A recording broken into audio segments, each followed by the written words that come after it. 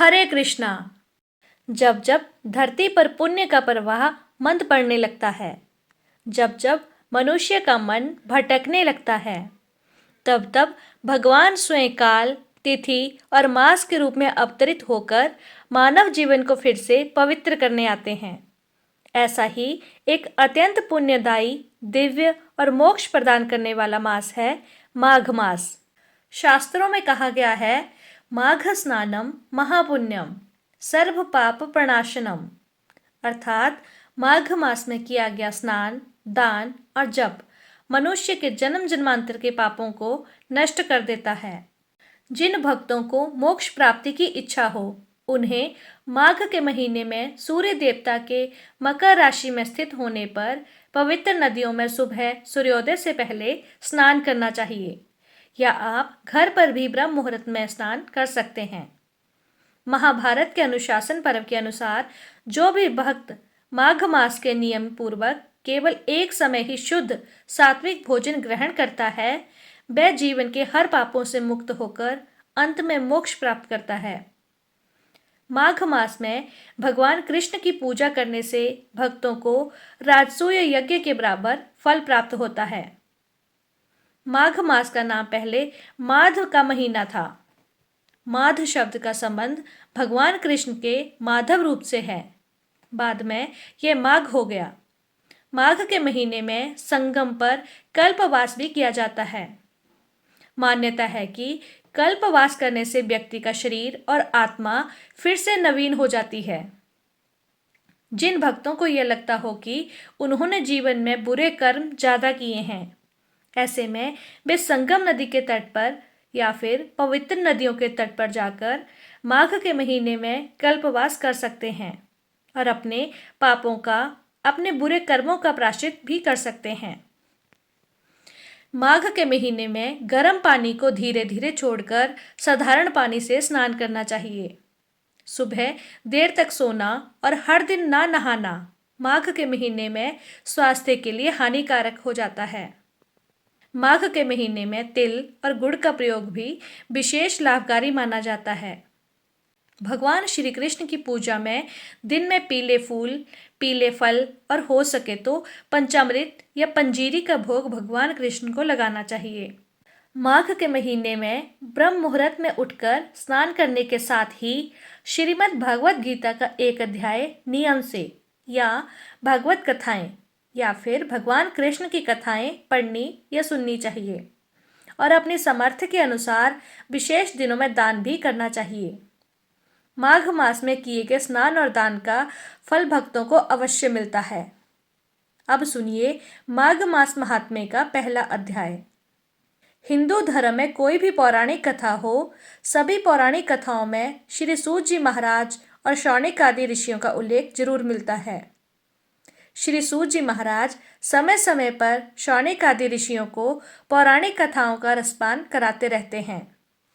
एक समय की बात है, श्री सूत जी ने अपने गुरु श्री व्यास जी से कहा, हे गुरुदेव, कृपा करके आप मुझसे माघ मास का महात्म्य कहिए, क्योंकि मैं आपका शिष्य हूँ।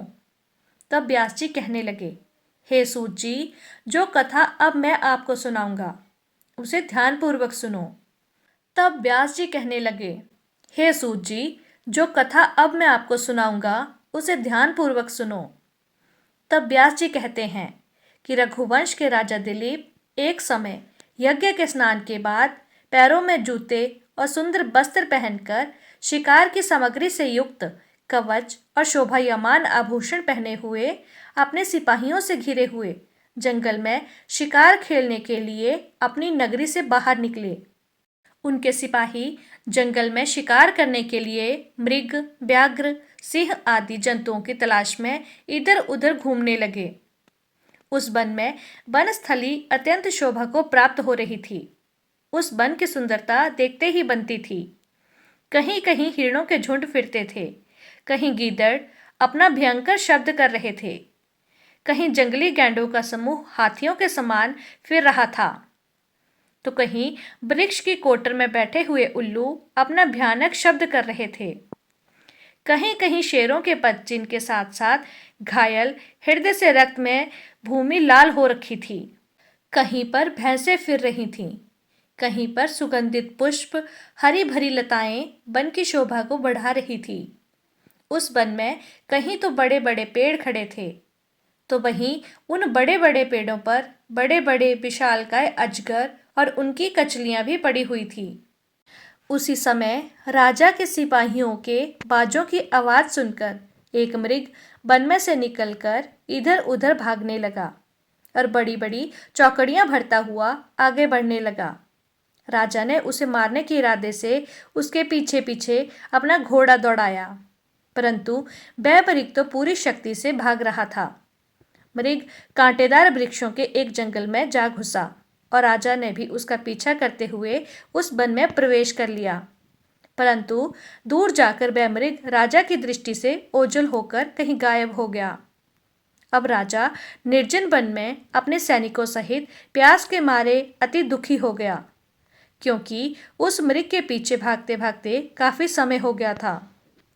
बहुत देर तक दौड़ने और इधर उधर शिकार ढूंढने के कारण राजा के सैनिक भी थक गए थे और घोड़े भी थक गए थे, इसलिए वे वहां पर रुक गए। थोड़ी ही देर बाद राजा ने एक बड़ा भारी सुंदर सरोवर देखा, जिसके किनारों पर सुंदर घने वृक्ष लगे हुए थे। उस सरोवर का जल शांत, बिल्कुल एकदम सज्जनों के हृदय के समान स्वच्छ और पवित्र दिख रहा था। सरोवर का जल लहरों से बड़ा सुंदर लगता था। उस सरोवर के जल में सभी जीव जंतु बड़ी आजादी से इधर उधर घूम रहे थे। मछलियां भी इधर उधर घूम रही थीं। दुष्टों के समान निर्दय चित्त वाले मगरमच्छ भी थे। किसी किसी जगह लोभी के समान सीमल भी पड़ी हुई थी। जैसे मुश्किल में पड़े हुए लोगों के दुख हरने के लिए दानी पुरुषों के समान यह सरोवर अपने जल से सबको सुखी करता था, जैसे मेघ चातक के दुख को हरता है। इस सरोवर को देखकर राजा की थकावट भी दूर हो गई। रात को राजा ने वहीं सरोवर के निकट ही विश्राम किया और सैनिक पहरा देने लगे और चारों तरफ उस वन में फैल गए। रात के अंतिम समय में शूकर के एक झुंड ने आकर उस सरोवर में पानी पिया और कमल के झुंड के पास आए। तब शिकारियों ने बड़े सावधान होकर उन शुक्र पर आक्रमण कर दिया और उन्हें मारकर धरती पर गिरा दिया। उस समय सभी शिकारी कोलाहल करते हुए, यानी कि बहुत शोर करते हुए, बहुत खुशी के साथ राजा के पास गए। तब तक सुबह भी हो चुकी थी। राजा ने यह सब देखा तो बहुत ही प्रसन्न हुआ और फिर उनके साथ ही अपनी नगरी की तरफ चल पड़ा। राजा अपने नगर की ओर जाने लगा, तब रास्ते में उसने एक तपस्वी को देखा। वह तपस्वी ब्राह्मण हरित बनस मत के थे। उनके हाथों की उंगलियों में शंख और चक्र चिन्ह शोभित थे। कठिन साधना के कारण उनका शरीर दुर्बल हो गया था। केवल उनके शरीर पर अस्थियां दिख रही थीं। बड़े चतुर और कर्कश शरीर वाले थे। हिरण की खाल धारण किए, मृदु वल्कल वस्त्र पहने, नम लोक जता धारण किए, निगम जप किया करते थे। ऐसे तपस्वी को देखकर राजा ने उन्हें रास्ता दिया और हाथ जोड़कर प्रणाम करके वहीं बैठ गया। तब ब्राह्मण ने राजा के भेष से समझ लिया कि यह तो जरूर कोई राजा है। तब राजा से परोपकार की इच्छा से कल्याण के बारे में कहा कि हे राजन, इस पुण्य पवित्र काल में कहाँ जाते हो? माघ के महीने में तो प्रातःकाल सरोवर का स्नान किस कारण छोड़ रहे हो? इसके बाद राजा और उन तपस्वी के बीच में जो भी संवाद हुआ, उसकी जानकारी आपको अगले अध्याय में मिलेगी। अगर आज की यह कथा आपको पसंद आई हो तो वीडियो को लाइक कीजिएगा और कमेंट बॉक्स में मुझे बताइएगा कि यह वीडियो आपको कैसी लगी। धन्यवाद।